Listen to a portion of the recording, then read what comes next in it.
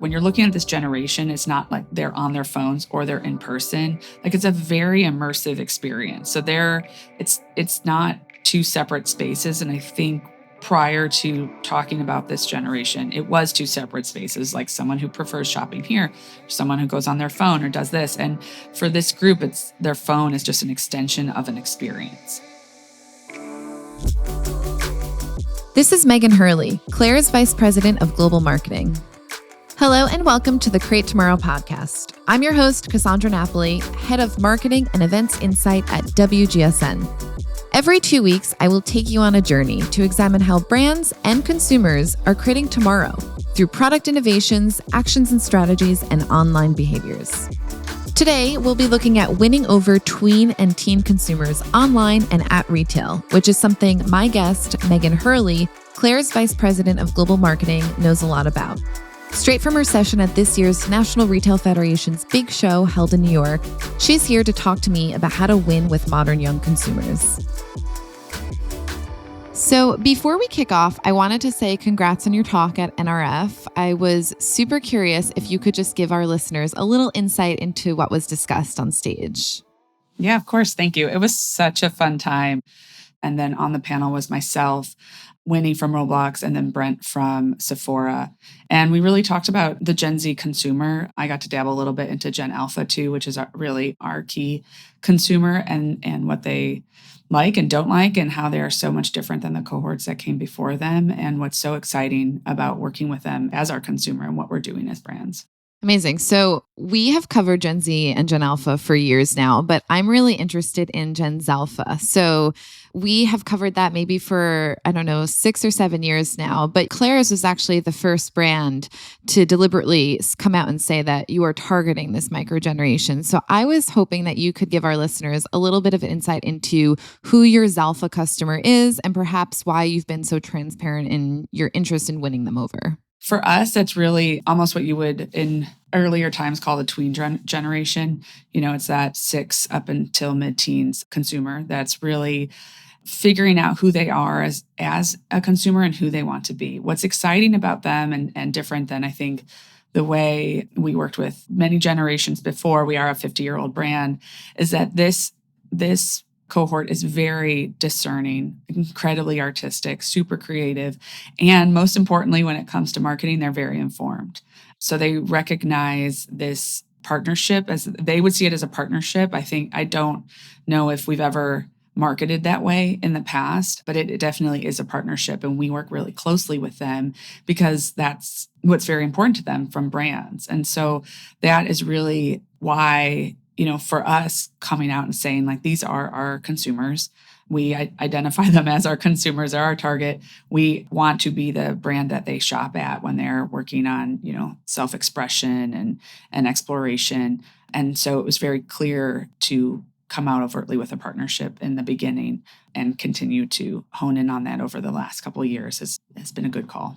You talk about partnerships. So you've recently enlisted 7 Gen Alpha and Gen Z creators, I believe, about ages 7 to 20, something like that, for a long-term partnership that will help with advising the brand on marketing efforts. So I guess what led to this decision? Why did you determine that co-creation was really important to win these 2 generations and the sort of micro generation of Zalpha sandwiched between them? Yeah, I think it's as an adult, if you've ever said the word skibbity and you're like, that was not right. Like that did not roll off the tongue. And for us, it kind of feels a little bit like that when you're working on marketing and marketing campaigns. It just doesn't feel like you're hitting the mark on talking with these consumers and delivering what they want. And so it was really important for us in 2024, as we were looking at spring, to come forth with a program that highlighted one, what's so special about this generation or these generations is that they want to be involved. And so we worked with a very diverse group of kids and what they excel at and brought them in for a traditional marketing campaign and did the photo shoot, but also worked with them on the behind the scenes and the styling and all the pieces of that. And at first it was a little nerve-wracking because you're bringing in group of kids to do what normally you sit within a professional space on. And it was one of the best photo shoot sets I have ever been on. The energy was amazing because they were very much owning that they deserved to be there, and we were giving up the space for them to be there. And I think it grew a really great program out of that. So coming off of the collab and working with these great collaborators, for lack of a better term, and just hitting the same word over and over again, we really started to look at how do we do product development? How do we, beyond content? So we're looking at content, but content moves quick and you can do all the things. But when we're looking at product, which takes a little bit longer, how do we bring in this generation to actually develop the product they want? We obviously know they want charms. They're really loving charms, but how does a charm bracelet or a charm program look like when it is developed actually by a 12-year-old? And so that is really kind of where the program has built into driving that. So the next stage has really been figuring out how do we make our store an experience? Because this normal retail experience, and I think we're all still, I feel like every brand's trying to figure out what this looks like. But for us, what happens in a Claire's store with these kids is there's a sense of freedom and a sense of them owning the shopping experience. And it's really the only place that they could go in and they're like, no, I'm in charge. I'm driving here. And, mom, dad, caretakers, like, here's your budget. And so the next step of this is working with these collaborators and other creators on developing a store experience that meets the expectation of that they have for their shopping experience.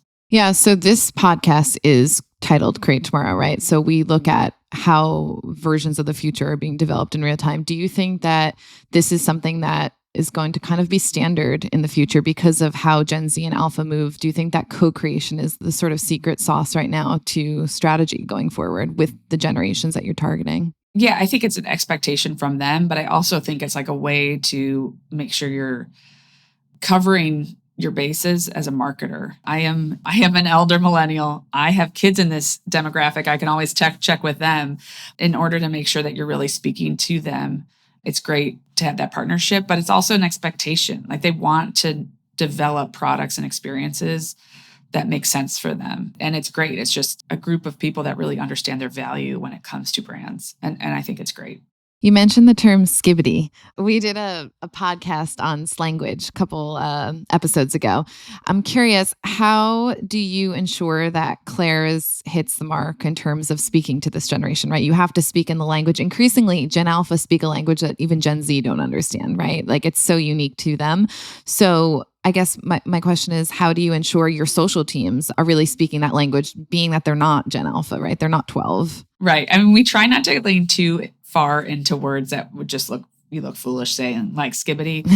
I mentioned I have 2 kids. They showed me this amazing YouTube the other day, and I don't remember. I can send it to you, but it was this like a Broadway troupe doing Gen Alpha's coming, and it was like Gen Z is like, no, now you're aging, and like the millennial is there to like educate that. It was so perfect because they're 10 and 7, and they're like, we're coming, like we know how much money we're worth, like we know exactly what to ask for.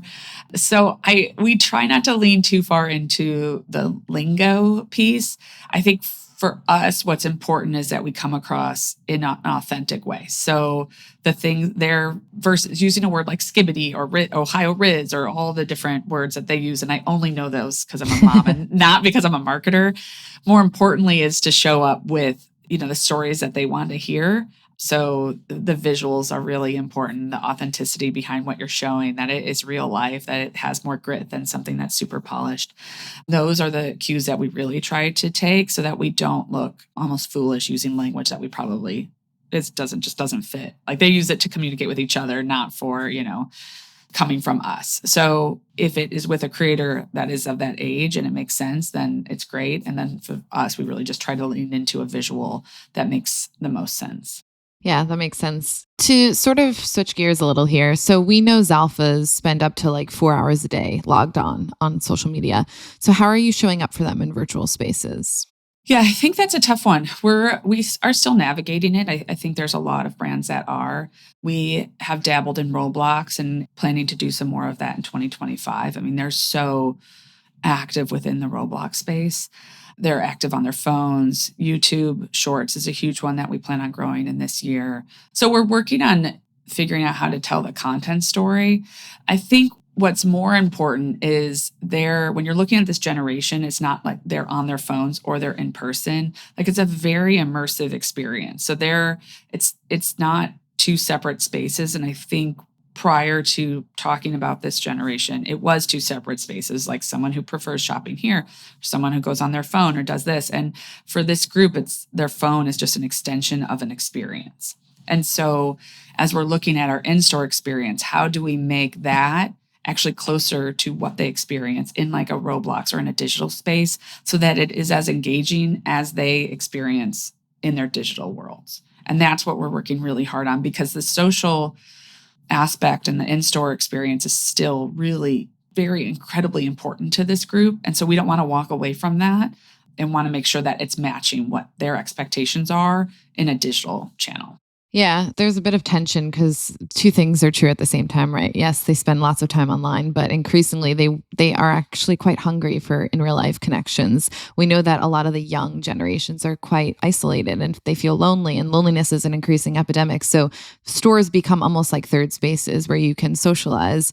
What sorts of activations and kind of initiatives are being held in stores? Is there an appetite for events, in-store experiences in that regard? There is so much appetite for events. So we're working, we did a great collaboration with Hello Kitty this past year, which was amazing because you realize how Hello Kitty just hits everyone has a tie to Hello Kitty. And that really showed us that we have room for having a little bit more fun in our stores and creating experiences. So coming off of Hello Kitty, we went into holiday and really tried to create a gifting space, but that matched our digital experience, which we hadn't really before. And as we go into spring, we haven't launched it yet, so I can't speak too much about it, but the store experience is completely different than anyone would have ever experienced in the Claire's before. And we have a pop-up style experience within our store. So we're bringing in product that you're going to see for that season, and then that's it. Then we're out and we're creating something new. And so we have that throughout, 5 big moments throughout the year where we're bringing in this little vignette or smaller store-in-store experience within our stores to create some excitement around just shopping at Claire's, and also like the kitschiness or excitement of something that's a little bit different than you would expect from the Claire's, but feels incredibly on brand when you experience it. And so that's how we're trying to bring forth that in-store experience. But then also, as we look at, we just, finished summer, we are definitely going to be bringing Claire's outside of the store as well. You mentioned sort of special collection with Hello Kitty. I also know that you did a special collection, the Sliving collection with Paris Hilton, right? You mentioned it earlier too, like you're a 50-year-old brand. You've had lots and lots of sort of different generations of tweens shopping at your stores, right? I shopped at your stores when I was a tween. Is the sort of idea of bringing back Paris Hilton for this collection connection to nostalgia to court older consumers, people perhaps my age that might have grown up alongside pop culture and Paris Hilton in the early 2000s? Yes. Nostalgia is a pretty important piece for us, and figuring out how we navigate that. What we see is what's so important about Claire's to people like myself and yourself. Like, we got our ears pierced there. We shopped there, bought my first gift there with my own money. Like, it's a huge coming of age moment. And what we're finding is parents and caretakers want to pass that experience on.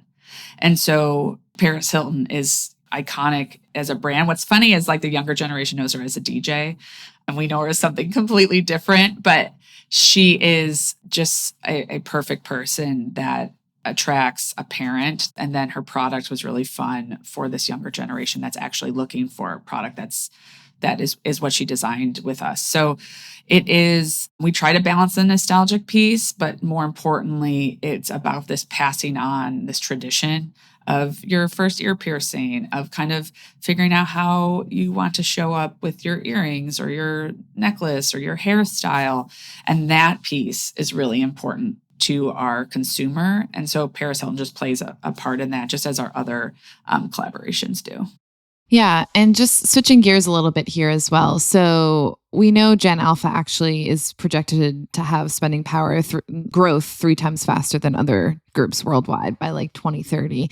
Other stats say that tweens account for 49% of mass skincare's growth. We know that there's tweens in the Sephora aisles, right? In the Ulta aisles. Recently, a couple months ago, Claire's launched C by Claire's, which is a new fragrance and body care line. I guess my question is kind of like, are you guys capitalizing on the momentum of tweens just really becoming educated consumers around skincare and makeup? And is there any growth in that space headed our way? Are we going to see a makeup line? Where we play within like any of those spaces where you go and you're getting makeup or you're getting this nice skincare is we're kind of the first step.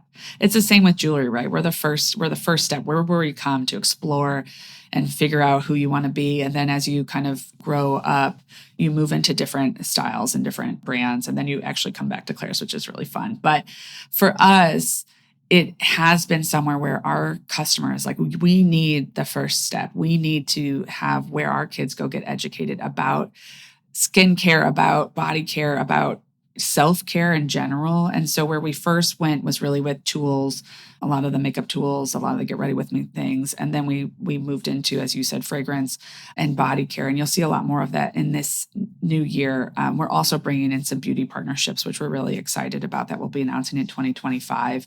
And really that one is very driven by our customers and kind of what they're asking for and where their interests lie.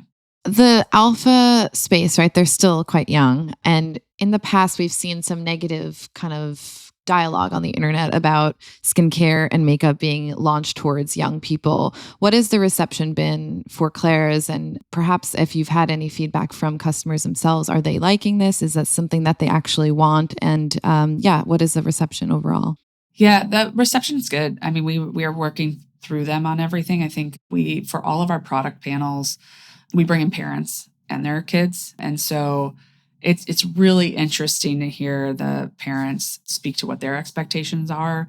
And it almost seems driven by a very informed Gen Alpha customer on what they expect. So it's actually been really positive. Overall, great feedback. I think the other thing that's interesting about our brand is that it's the place you go to trial things. It's the first time you're trying nails. It's the first time you're trying a lip color or lip balm or lotion, all of those things. It's kind of the first time you're directing that as, a 12-year-old or 10-year-old. So making sure that it is age appropriate has been really important to us.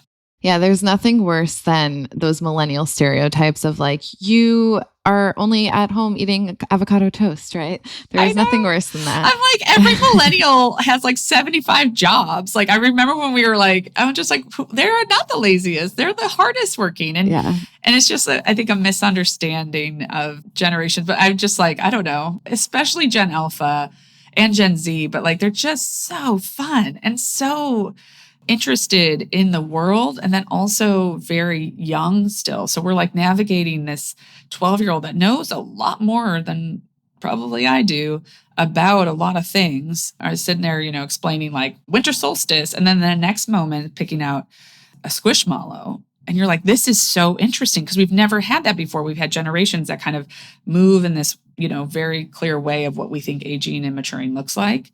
And then we get to these kids that have access to an insane amount of information. They know a ton. They know how to answer a lot of questions, but they're still kids. It's age compression. We did some work on this, and it's this idea that actually pandemic-related stressors, but now you could probably account them to like polycrisis era stressors, actually altered young people's brains, and it made them seem a lot older than they actually were of comparable, young people pre-pandemic. But nobody understands the long term of these effects yet. So, oh my gosh, I see that in real, like that is so real life. That is exactly what we experience. Because even the way they talk, like when we do product panels and they're speaking and they're giving us feedback, I'm like, can you come to a creative review? Like that was solid and so professional and so mature. Totally. I'm curious. So there was a sort of like generational changing of the guard between millennials and Gen Z at one point, right? Many, many years ago, probably a decade ago. And it was all of a sudden, all of the content went from being hyper glossy and very filtered and very millennial-esque to like a little bit more exactly millennial pink to something a little bit more scattered, a little bit more maximalist, a little bit more unique and individualistic. I'm wondering what the aesthetic and what the vibes for Gen Alpha and what you're seeing in terms of feedback, in terms of creative appetites. Yeah, I would say what we're seeing the most is this move from humans into like a like more avatar content that they kind of view me as human or my digital self as the same and the content is the same in my whereas prior it would have been like, oh no, this is a flip to gaming content or this is a flip to something that is different than a human get ready with me. What we're seeing is just a merge of that all being kind of the same. Like this is just their kind of like this is their work self, this is their home self, this is their digital self, or whatever it is. There's definitely a flow that I would say we didn't see so much earlier in our content development, which was really driven by a human creator versus like a digital identity. So that's a big one that we're seeing. As far as like moving from millennial pink into like the grittiness and the realness of Gen Z, I don't think I've noticed much in that space, but definitely the avatar world is something that's really popping for us. And I know that Claris has also entered into a partnership with IMG, a sort of designed to bring Claris products to more spaces where your customers are. And I guess to serve them across new or different aspects of their life as well. So I'm curious if you can talk about that at all. Yeah, we haven't announced any of the lines that are coming out, but we definitely saw. So our brand, we are very well known. We're a global brand and people really love being part of the Claris community. It's what's exciting about working here is people want us to win and want to be part of the journey. And I would say that's the first time as a marketer I've seen that. So that's really exciting. So when we looked at licensing and how we show up, it's a lot easier to license with IMG versus bringing in product on our own. So we focus really on our brick and mortar and really making sure that's an experience. And then we're working with them on partners that make the most sense to bring our product out into the global community and exactly how you would expect to see us from, toys to clothing. And so we'll have some of that rolling out this year.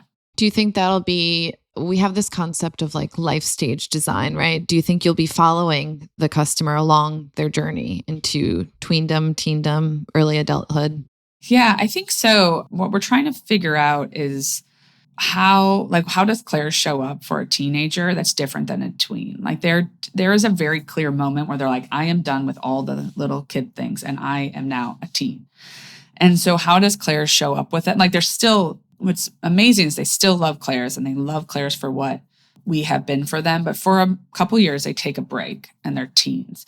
And so in that space, and they still shop, like they're still shopping with us, but they're not like overtly, I'm a big Claire's fan. And so what we're trying to figure out is how we navigate that step in a more branded way. So they're still in our stores, they're still buying our product, but they go from being a Claire's, like I'm obsessed, this is my treat from my parent, into like a secret shopper for a little bit. And so that is a space that we're trying to figure out how we show up in a way that is playful and makes the most sense. And so through these partnerships, that's hopefully the avenue to do that. What we're also trying to navigate is how does Claire show up for the parent? Because the parent or the caretaker still loves Claire's and is also still shopping at Claire's. But how do we make a product that is also, they're proud to say like, I am branded and I enjoy this brand and I'm buying this brand versus like, I secretly bought these amazing earrings that no one knows are from Claire's. Yeah, you mentioned play, and I think that's a really interesting place to end because that's something that we're forecasting, this idea of play power and the right to play as a big idea headed into 2027 right now. And so there's actually a lot of research around how if you can turn your store space or your work environment, your corporate offices into play hubs, they actually become more productive and people lead healthier lives. And it's just all around, it improves well-being and productivity.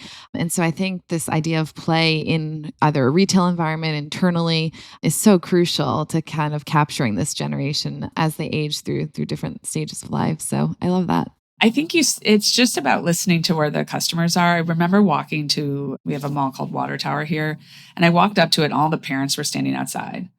and all the parents and caretakers. And then you go inside, it's just a bunch of like kiddos running around. And there was something like so wonderful about that. And so the more we can lean into that and welcome the play and self-exploration, because that's who we are, that is our space and that is what we own. And the more that we can do that, I think the better the experience will be and the more that we'll grow with this generation. It's interesting too, because kidulting is such a big trend at the moment, right? This forever young consumer. People, millennials like you and I, or Gen Xers even, are reverting back to childhood. So if you gave them a space where they could actually be free to play, maybe they would kind of become core customers as well.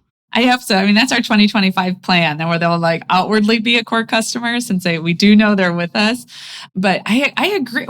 Well, it's just like when you realize like life could be fun, I think that's the thing. Like this could be fun and joyous. And every day you could be like, I'm going to have a good day.